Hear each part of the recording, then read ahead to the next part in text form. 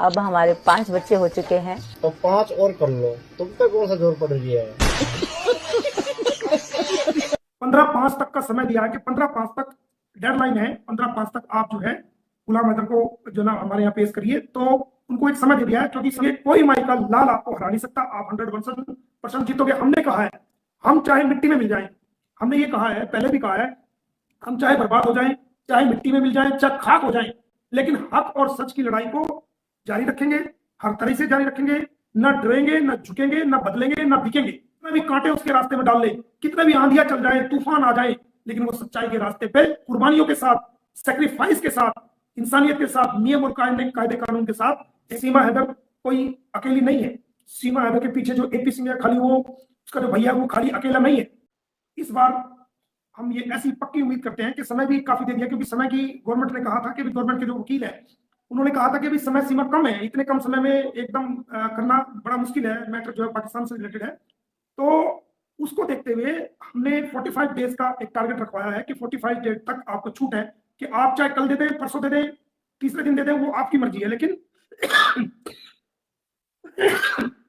45 days तक का समय सीमा सरकार को दिया गया है कि 45 डेज के अंदर अंदर जो है वो गुलाम हैदर को वीजा प्रोवाइड करा के कोर्ट में जो है पेश किया जाए। तो उसकी कॉपी हमें कल हमने अप्लाई कर दी है आज, तो उसकी हमने कॉपी कल मिल जाएगी। तो वो लेकर के मैं खुद दिल्ली पिछले ऑर्डर भी दे के आया हूँ, और उन्होंने कहा था कि शॉर्ट समय है। मैंने कहा शॉर्ट समय है तो आप सरकारी वकील से बात करिए और अपनी बात को कोर्ट में रखिए। तो यही कहा गया कि शॉर्ट समय में हम वीजा नहीं, इतना मुश्किल है हमारे लिए, तो हमें थोड़ा सा वक्त चाहिए। तो वो ऑर्डर की कॉपी हम दिल्ली कल या परसों तक पहुंचा देंगे, मंडे तक पहुंच जाएगी। कल हमें ऑर्डर मिलता है तो कोशिश करेंगे शुक्रवार तक चली जाए, और अगर कल नहीं मिल पाता किसी वजह से, कल शाम तक लेट तक मिलता है, तो मंडे तक ऑर्डर की कॉपी हम विदेश मंत्रालय को दे देंगे। और हम 15 दिन का ये टारगेट रख रहे हैं, कल से 15 दिन के अंदर अंदर, यानी कि 15 या 16 तारीख तक हम ये टारगेट रख रहे हैं कि भाई गुलाम हैदर जो है इन ऑर्डर्स पे उसको वीजा ग्रांट कर दिया जाए। और 15 तारीख के बाद अगर उसको फिर भी वीजा ग्रांट नहीं किया जाता तो फिर मैं खुद पाकिस्तान जाऊंगा और गुलाम हैदर को भारत में लेके आऊंगा। ये मैंने आपको पहले भी कहा है। तो हमने 15 तारीख तक अपना टारगेट रख दिया है, और 15 तारीख तक हम उम्मीद करते हैं, क्योंकि सरकार ने जब रिक्वेस्ट की है, सरकार ने जब कि कम समय में इतने कम समय में मैनेज करना मुश्किल है, तो कोर्ट ने भी कंसिडर किया, हमने भी कंसिडर किया। तो इसलिए 45 डेज का सरकार को समय मिला है कि सरकार 45 डेज के अंदर जो है गुलाम हैदर को भारत में कोर्ट में पेश करे, हाई कमीशन के थ्रू और जो विदेश मंत्रालय के थ्रू। और अब मैं अपनी तरफ से, मेरी कोशिश ये है कि ये मंडे तक ऑर्डर विदेश मंत्रालय को, high commission of India Islamabad को चले जाए, दिल्ली चले जाए, और 15 दिन का अंदर अंदर ये टारगेट सेट किया गया कि 15 दिन के अंदर अंदर जो है वो गुलाम हैदर को वीजा, यानी 15/4 तक जो है वो गुलाम हैदर को वो वीजा मिल जाए। 15 तारीख तक मेरी अपनी, उन्होंने 45 डेज का टाइम दिया, मैं अपनी कोशिश रहेगी कि मंडे को जब मैं ये ऑर्डर्स की कॉपी भारत सरकार को दिल्ली सौंप के आऊं लीगल थ्रो प्रॉपर चैनल से, तो उस वक्त मैं उनको टारगेट दूं कि 15/4 तक आप उसको वीजा दे दें। अगर आप 15/4 तक वीजा नहीं देते तो मैं स्वयं जाऊंगा जनरल पाकिस्तान इस्लामाबाद, और गुलाम हैदर को का वीजा ग्रांट करा करके अपने साथ लेके आऊंगा, और वहां के अंसार बर्नी ट्रस्ट से भी हेल्प लूंगा, और अंसारी बर्नी ट्रस्ट से भी मिलूंगा, और उनके अधिकारी जो वहां पर हैं, जो देख रहे हैं, उनकी भी हेल्प लेकर के गुलाम हैदर को वीजा दिलाकर भारत में लाने की इसी मंथ में पूरी हम कोशिश करेंगे। ये हमारी तरफ से सेट हुआ है। और ये सब बातें मैंने कोर्ट में भी रिक्वेस्ट करी है कि अगर ये किसी वजह से कम टाइम में नहीं दे पा रहे हैं, तो उन्होंने कहा कि हमें थोड़ा सा टाइम, तो मैंने कहा 45 डेज का टारगेट दे दीजिए, 1.5 महीने का समय बहुत होता है। तो 15/5 जो है इसमें डेडलाइन घोषित की गई है, और इसके अंदर अंदर जो है वो गुलाम हैदर को वीजा मिलेगा। और मैंने जो टारगेट सेट किया अपना, जो भारत सरकार को जो ऑर्डर्स दिए जाएंगे, वो 15/4 तक का है। 15/4 के बाद फिर मैं स्वयं, मैंने डेट तय कर दी है, मैं स्वयं पाकिस्तान जाकर के गुलाम हैदर के लिए कोशिश करूंगा, गुलाम हैदर को भारत में लेके आऊंगा। ऐसा मेरा अपना प्लान है। तो ये एक नई अपडेट थी। और रही बात जो ये हॉस्पिटल वाली बात है, जो हॉस्पिटल जो जहां पर ये बच्चा इन्होंने प्लान जो भी किया है, दिखाया है, प्लांट कराया, ड्रामा कराया, जो भी करा, वो भी 15 तारीख तक जो है, इस महीने की 15 तारीख तक कोर्ट में पेश होंगे। अंजलि कोर्ट में पेश होगी, नेत्रपाल कोर्ट में पेश होगा, और जो इनकी रीटा, इनकी वाइफ है नेत्रपाल की, वो 15 तारीख तक कोर्ट में पेश होंगे। इनके भी सम्मन जो है वो जारी हो चुके, और इनको बाकायदा थ्रू प्रॉपर चैनल द्वारा उनको जो है वो सम्मन मिलेंगे, और इनको भी कोर्ट में हाजिर होना पड़ेगा। तो ये नई अपडेट थी, आप सभी को दे दी है। और बाकी कुछ कुत्ते के पिल्ले जो सुसुटू पोटी करने आते हैं, उनको मैंने जवाब दे दिया है, वो आइंदा सावधान रहेंगे। तो क्योंकि जब आप किसी लॉन्ग लड़ाई को लड़ते हो, किसी अच्छी लड़ाई को लड़ते हो, आप तो कुछ लोग ऐसे होते हैं ना तो खुद अच्छा करते हैं ना दूसरों को करने देते हैं। तो कुछ लोग इस प्रकार की मानसिकता के हैं, तो ऐसे लोगों को उन्हीं की भाषा में जवाब देना ही हमारा कर्तव्य बनता है, क्योंकि कुछ लोग ऐसे भी होते हैं जो प्यार की भाषा को बिल्कुल नहीं समझते, तो उन्हीं की भाषा में उनको जवाब दिया जाए तो वो उसको अच्छी तरह समझते हैं। मैं किसी गाली गलौज का उसका समर्थन नहीं करता, लेकिन कुछ हरकतें इस तरह के लोग करते हैं कि उनको फिर उन्हीं की भाषा में जवाब देना हम सबका फर्ज बनता है और उसको हम करते हैं। तो ये तो नई अपडेट्स मैंने आपको दे दी है।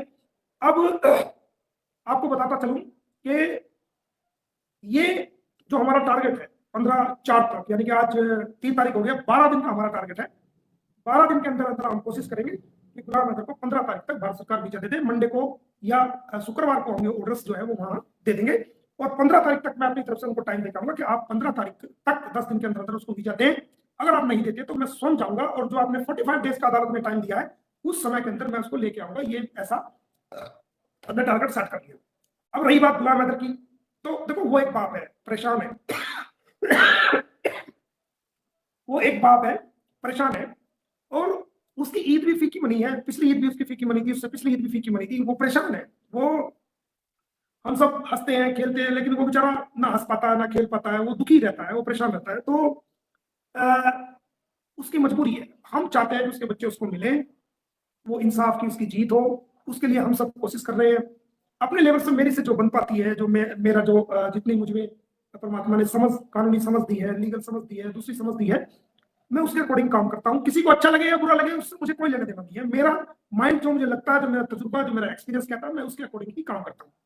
तो दोस्तों, मेरी कोशिश है कि उनको, बच्चों को जरूर हम उनको दिला पाएंगे, और इस ड्रामा क्वीन को जो है हम जेल के अंदर पहुंचाएंगे। समय लगेगा, जरूर लगेगा, लग रहा है, क्योंकि ये पॉलिटिक्स खेल गई है, और पॉलिटिक्स खेलने वाला आदमी जाता है, लंबा समय लगता है उसको जेल में भेजने में, लेकिन पॉलिटिक्स खेलने वाला आदमी फिर लंबे ही समय के लिए जेल जाता है। जितना समय इसको जेल भेजने में हमें लग रहा है, ये लंबा समय लग रहा है, उतना ही ये जो जेल जाएगी तो उतने ही लंबे समय के लिए जेल में जाएगी। ये आप स्वयं देखोगे।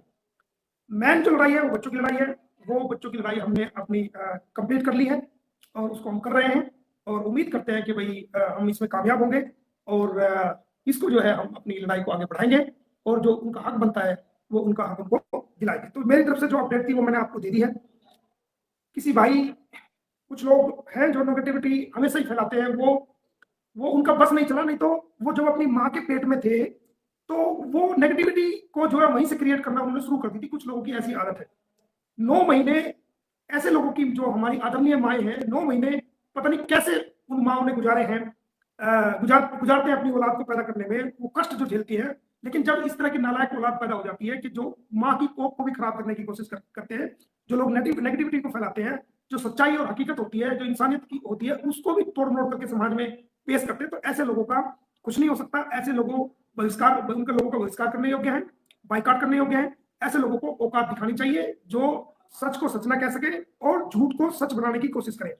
तो ऐसे लोगों को जो है जरूर, चाहे वो कोई भी हो, उनको उनकी औकात जरूर दिखानी चाहिए, ऐसा मेरा मानना है।